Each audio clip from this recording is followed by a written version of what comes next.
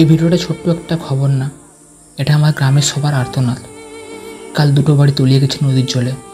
পরশু হয়তো দেখবো গ্রামটাই থাকবে না, সেটাও তলিয়ে যাবে, কেউ আর বাঁচব না। আপনার কাছে ছোট্ট একটা অনুরোধ, আপনারা এত পরিমাণে ভিডিওটা শেয়ার করুন যাতে প্রশাসন বাধ্য হয় আমাদের গ্রামটা বাঁচার তাগিদে পাটটা ভাঙতে। আপনার কাছে ছোট্ট অনুরোধ, এই ভিডিওটা খুব শেয়ার করুন।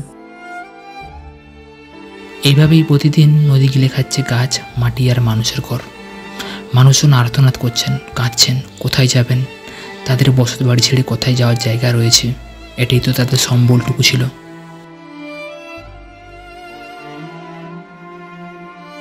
পরিবারটা জানেনই না কোথায় যাবেন তারা ঘর ছেড়ে।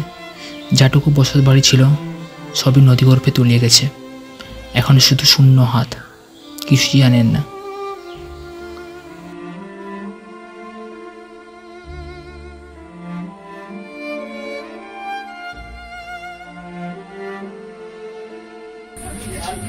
এখনো কি ধস খাচ্ছে? ধস চলছে, এখনো চলছে। এই জন্য আমি পশ্চিমবঙ্গ সরকার এবং মাননীয় মুখ্যমন্ত্রী ও সেচমন্ত্রীর কাছে আমার বিনীত অনুরোধ, যাতে এই পাড়ায় 100 পরিবারের বসতি, এটাকে যদি এই নদী ভাঙনকে যদি না প্রতিরোধ করা হয়, তাহলে কিন্তু এই পরিবারগুলো আগামী দিনে এরপরে যদি নদী আসে তাহলে কিন্তু এরা থাকতে পারবে না। সত্যি প্রকৃতির কি ভয়ঙ্কর দৃশ্য। এই নদী কখনো শান্ত, আবার কখনো অশান্ত। এই নদী আর কাউকে ছাড়বে না।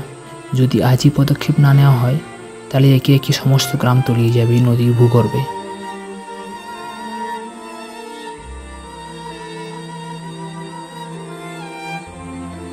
গ্রামের মানুষদের না কেউ তাকান না।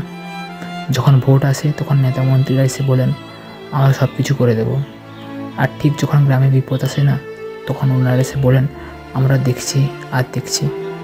এই দেখছি করে একটা গ্রাম পুরো শেষ হতে চললো। আর হয়তো কিছুদিন পর নদীগর্ভে পুরো গ্রামটাই তলিয়ে যাবে। তাও ওনারা এসে বলবেন আমরা দেখছি আর দেখছি। এই তো আমরা তো এই যে প্রতিবেশীর ঘরে আছি, ওরা আর কতদিন থাকতে দিবে? এরপরে আমরা কোথায় যাব, কি করব, কি খাবো? জিনিসপত্র সব তো ভাসিয়ে নিয়ে গেছে। প্রশাসনের কোনো আধিকারিকরা এসেছিলেন ওইখানে ব্লক থেকে এসেছিলেন। কি বললেন ওনারা? ওরাও এইভাবে বলে গেছেন, কোনো কিছু সেভাবে আশ্বাস দেননি। বড় বড় মিডিয়া হাউসের রিপোর্টাররা আসছেন, ক্যামেরাবন্দি করে নিয়ে যাচ্ছেন, কিন্তু এখনও সমাধান কিছুই নেই। এখনও গ্রামের পর গ্রাম নদীগর্ভে যেতে বসেছে। তাও প্রশাসন বলছে আমরা দেখছি আর দেখছি। আপনারই একটা শেয়ার হয়তো একটা ঘর বাঁচাতে পারে। প্লিজ ভিডিওটা শেয়ার করুন।